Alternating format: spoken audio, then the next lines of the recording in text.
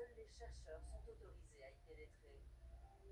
À titre exceptionnel, nous sommes invités dans la salle de lecture.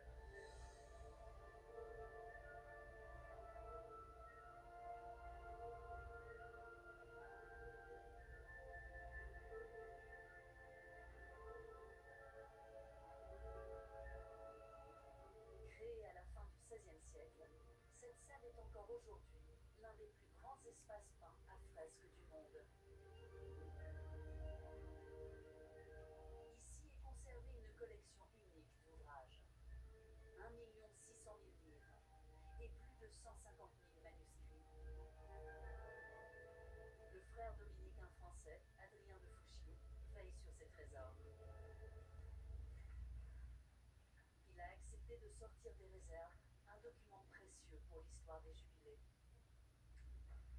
Il date de l'année 1300. Il a une importance tout à fait exceptionnelle puisqu'il s'agit de la bulle du pape Boniface VIII qui ouvre officiellement le premier jubilé qui s'est tenu à Rome. Et pour la première fois dans l'histoire de l'Église catholique romaine, le pape promet l'indulgence plénière à qui passera les portes saintes des basiliques Saint-Pierre et Saint-Paul. L'indulgence fait que vous êtes comme un homme nouveau, à peine né, à peine baptisé, et vous êtes à nouveau parfaitement pur. Voilà l'idée.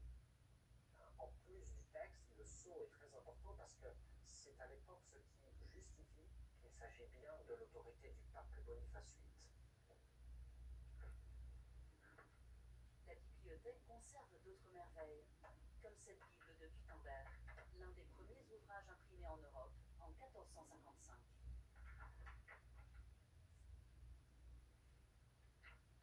Elle est imprimée sur parchemin, ce qui est assez rare. Là, on parle de même pas une dizaine d'exemplaires dans le monde. Se dire qu'on a sous les yeux un texte qui a 550 ans d'existence, c'est vraiment très impressionnant.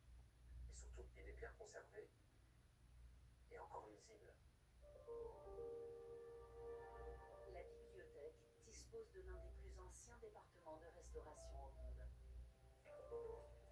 Entre les mains de ces experts, des documents d'une importance historique unique. Comme cette lettre du célèbre astronome Galilée, écrite en 1633, avant sa condamnation devant le tribunal de l'Inquisition. Ou encore ce parchemin du procès des Templiers de 1311.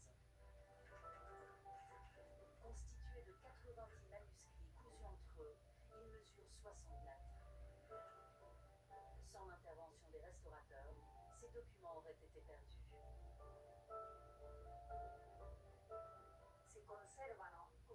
Ils sont conservés comme des objets anciens précieux, non seulement pour sauver le texte, mais aussi pour préserver l'objet dans son intégralité et pour transmettre ses merveilles à la postérité. Nous sommes des médecins des bibliothèques.